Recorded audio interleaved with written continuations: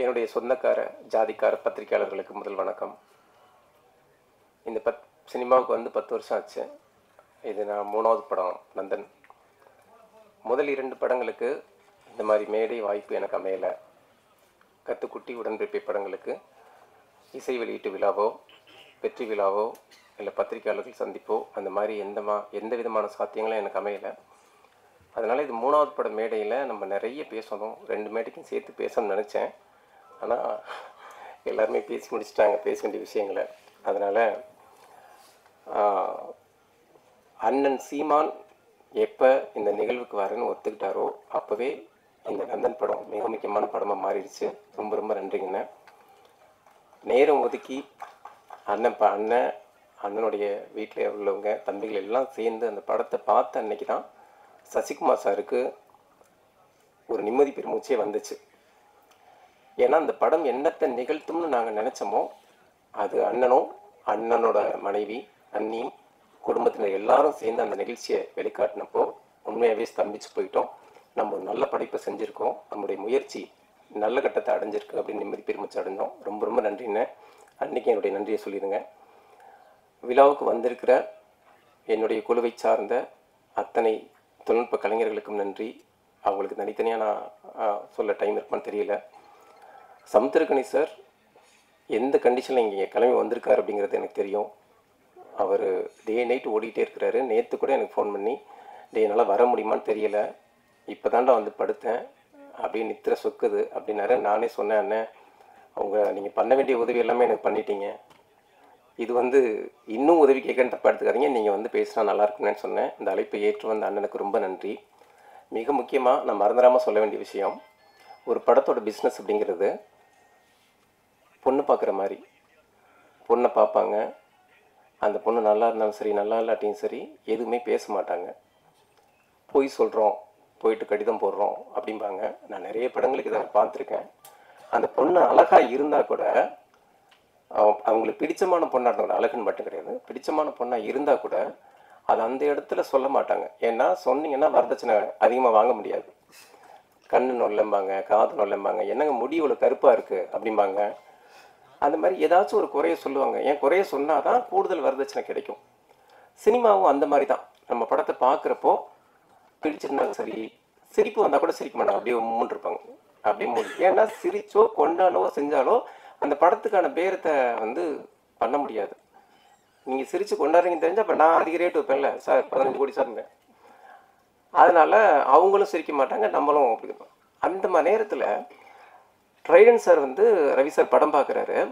படம் பார்க்குறப்ப கூட நான் வெளியூரில் இருக்கேன், சார் தான் ஸ்க்ரீன் பண்ணி காட்டுறாங்க. படம் பிடிச்சிருச்சு எல்லாம் சொல்கிறாங்க. நான் இதுக்கெல்லாம் ரவி சார் கூப்பிட்டு ரவி சார் ஆஃபீஸ்க்கு போகிறேன். நான் எதிர்பார்த்து போனது என்னென்னா, படத்தை பற்றிலாம் எதுவும் பெருசாக பேச மாட்டார், பிஸ்னஸ் விஷயங்களுக்குள்ள ஸ்ட்ரைட்டாக போயிடுவார் அப்படின்னு நினச்சேன். சார் பிஸ்னஸ்லாம் அப்புறம் பேசிக்கலாம் சார். என்ன shot sir, sir first shot எப்படி சார் இப்படி வச்சிங்கன்னு சொல்லி அந்த படத்தை பற்றி 2.5 மணி நேரம், அதாவது திரையுலகத்தில் இவ்வளோ பெரிய ஜாம்பவானா, இவ்வளோ காலம் கொடிகட்டி பறக்கிற ஒரு தயாரிப்பாளர் பிஸ்னஸ் தந்திரங்கள் எல்லாத்தையும் தூக்கி குப்பையில் போட்டுட்டு, சார் பார்த்தனைக்கே முடிப்பட்ட உங்கள் படம் நான் தான், நீங்கள் எவ்வளோ ரேட்டு சொன்னாலும் நான் வாங்கி தான் ஆகணும், இந்த படம் அதாவது அயோத்திக்கு பிறகு இந்த படத்தை பண்ண தான் நான் விரும்புகிறேன் அப்படின்னு சொன்னார். அந்த பெருந்தன்மை இன்றைக்கி தமிழ் சினிமாவில் இருக்கிற யார்கிட்டையாச்சும் பார்க்க முடியுமான்னு எனக்கு தெரியல சார். ஒரு வேளை என் கண்ணில் படலை போல இருக்குது. ரொம்ப ரொம்ப நன்றி சார் ட்ரெயின் சார். உங்கள் கைகளுக்கு வந்ததுக்கப்புறம் இந்த படத்துக்கு கிடச்சிருக்கிற மரியாதையும் உச்சமும் ரொம்ப பெருசு.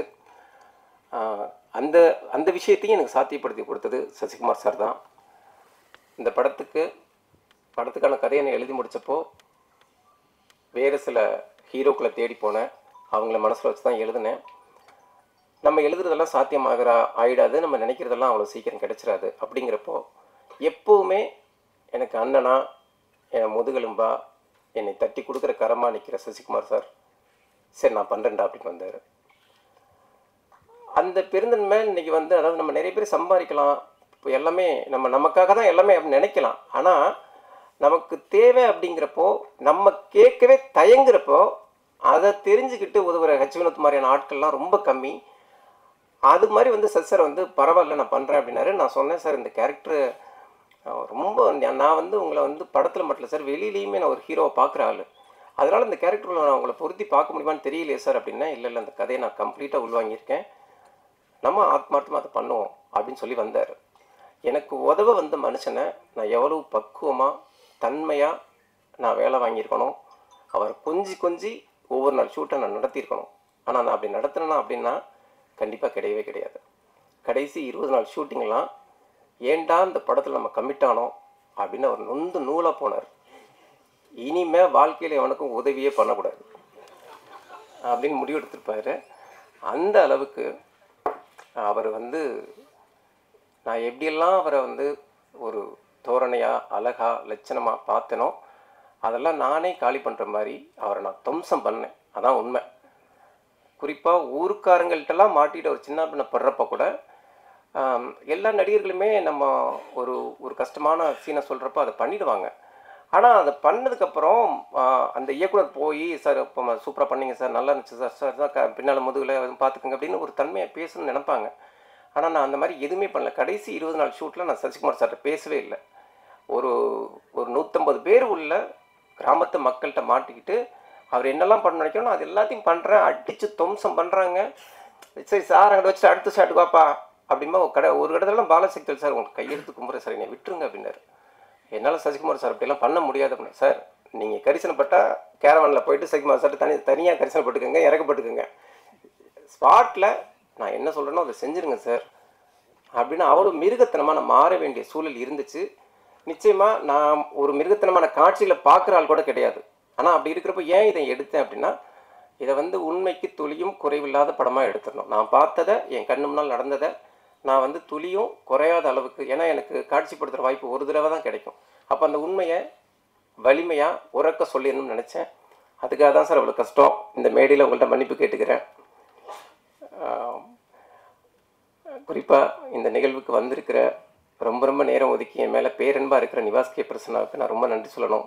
திடீர்னு ஃபோன் வரும், எதையுமே கேட்க மாட்டார், தைரியமாக இருங்க எல்லாம் சரியாகும் அப்படிம்பாரு. ஒரு அசரீரி மாதிரி தான் அவருடைய குரலை நான் உணர்வேன்.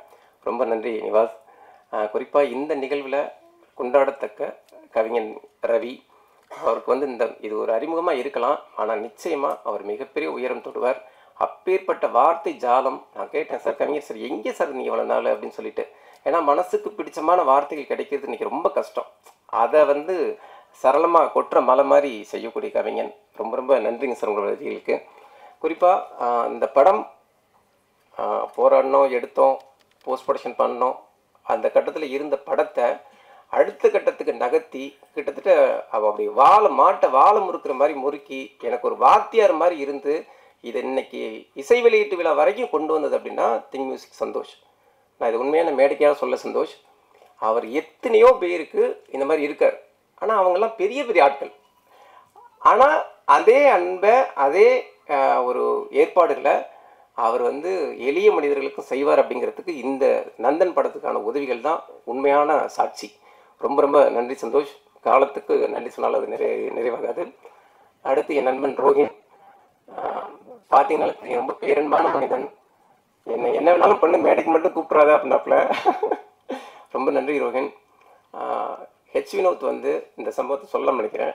ஒரு 3 monthsக்கு முன்னால் தயவு பண்ணி என்னை எந்த நிகழ்வுக்கும் கூப்பிட்றாத, ஆடியோ லன்ஸ்க்கெலாம் கூப்பிட்றாத, நான் வேற ஒரு படம் கமிட் ஆகி போயிட்டுருக்கேன், உன் படத்தை பார்த்தேன் பிடிச்சிருக்குன்னு சொன்னேன், என்னால் முடிஞ்ச உதவிகளை செஞ்சேன், வேறு எதுக்கும் கூப்பிட்றாத அப்படின்னாப்புல. வழக்கமாக நான் அங்கே தான் போய் நிற்கும், இந்த வண்டி அங்கே தான் போய் நிற்கும்னு எனக்கு தெரியும். முந்தின நாள் ஃபோன் பண்ணி சந்தோஷத்தை பேசிட்டு சொன்னேன், வினோத்தை கூப்பிடணும் அப்படின்னு சொல்லிட்டு. சரி வினோத்துக்கே பேசணும்னு சொல்லி வினோத் பேசினேன். ஒரு நிகழ்வுக்கு கூப்பிட்றப்ப எப்படி கூப்பிடணும், நான் வந்து தலைவரை இந்த மாதிரி இசை வெளியீட்டு விழா வச்சுருக்கேன், நீங்கள் வந்தீங்கன்னா ஜிப்ரான் சார் சந்தோஷப்படுவார் அப்படின்னு ஜிப்ரான் சார் மேலே பழிய போட்டேன். நீங்கள் எப்போவே சொல்லிட்டீங்க ஆனாலும் அப்படின்னு சொல்லிட்டு அப்போ வினோத் சார் அப்படியே கேட்டுகிட்டே இருந்தார். யோ சரி வந்து தொலைக்கிறேன் வையா. அடப்பாவி, ஒரு நிகழ்ச்சிக்கு வர்றதை இப்படியா சொல்கிறது. ரொம்ப நன்றி வினோத். இவ்வளோ நெருக்கடியான காலகட்டத்தில் 1000 பிரச்சனைகள் நம்மளை சூழ்ந்தாலும் சூறையாடினாலும் வினோத் மாதிரியான மனிதர்களை நான் சம்பாதிச்சிருக்கேங்கிறது படத்துக்கு மட்டும் இல்லை, என் வாழ்க்கைக்கே ரொம்ப பெருமையானது. இந்த படத்தோட கதாநாயகி சுருதி பெரியசாமி, அவங்க பிக் பாஸில் பெரிய ஆள், மாடலிங்கில் பெரிய ஆள், எதுவுமே எனக்கு தெரியாது. நிறைய ஃபோட்டோக்கள் பார்த்து பார்த்து சலிச்சு போன சூழலில் ஒரு புகைப்படம் காமிச்சாங்க. ரொம்ப பிடிச்சிருந்துச்சு. நான் அப்போது அந்த கேரக்டருக்கு மறிக்குழுதுன்னு பேர் வச்சுருந்தேன். படத்தில் வந்து செல்வின்னு மாறுனுச்சது. அந்த நான் எழுதின பாத்திரத்தை அப்படியே பிரதிபலிக்கிற முகமாக தெரிஞ்சாங்க. அவங்களுக்கு இது முதல் படமா அப்படிங்கிறது வந்து சந்தேகப்படுற அளவுக்கு நடிப்பில் அவ்வளவு தேர்ச்சி. அந்த எங்கள் ஏரியா ஸ்லாங்கை கூட அவங்க உச்சரித்த விதம் ரொம்ப ரொம்ப ஒரு ஆத்மார்த்தத்தை காட்டுற மாதிரி இருந்துச்சு. ரொம்ப நன்றி சுருதி.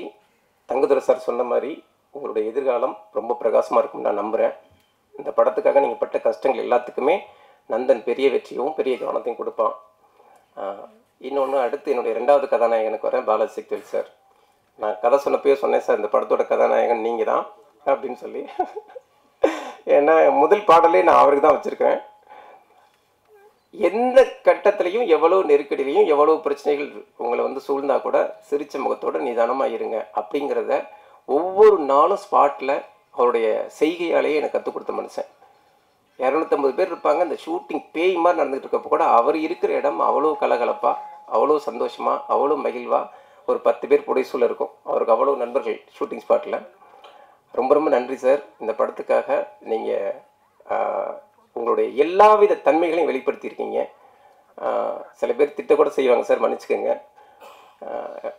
அடுத்து என்னுடைய முதுகெலும்பா என்னுடைய படத்துக்கு உயிராக இருந்தது என்னுடைய கேமராமேன் சரண். இந்த மண்ணை அவர் காட்டின விதம், குறிப்பாக நான் அந்த படத்துக்காக நான் வேல்ராஜ் சார் தான் கேட்டிருந்தேன். அப்போ வேல்ராஜ் சார் இடத்தை நிரப்பக்கூடிய அளவுக்கு இந்த ஒரு கேமராமேன் தேவை அப்படிங்கிறப்போ கிடாயின் கருணைமன் படம் எனக்கு ரொம்ப பிடிச்ச படம். அதனால நான் சரணை கூப்பிட்டுருந்தேன். சரண் அந்த ஒரு ஃப்ரேம் வச்சு காட்டுவார். என்னோட